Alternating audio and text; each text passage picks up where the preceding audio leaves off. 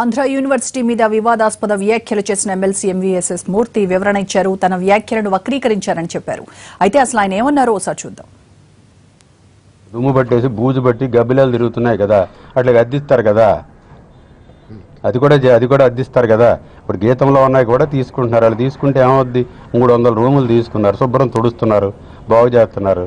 ఏమైనా పెయింట్లు గీంట్లు పెడితే వాళ్ళే బాగు చేస్తున్నారు. ట్యాప్ లైన్ అది ఆంధ్ర యూనివర్సిటీకి ఉపయోగం అంటావా నష్టం అంటావా?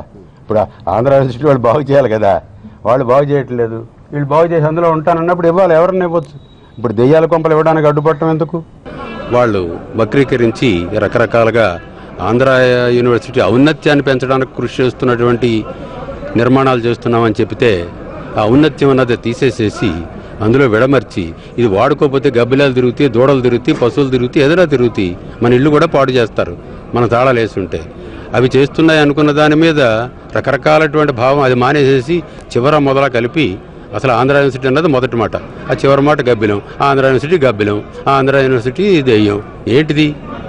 ఏదో ఎవరో మాట్లాడితే ఏదో పులి అది అంటే తోక పట్టుకుని ఏడాడినట్టు మిగిలిన వాళ్ళందరూ కూడా దాని మీద చేయడం దురదృష్టకరం.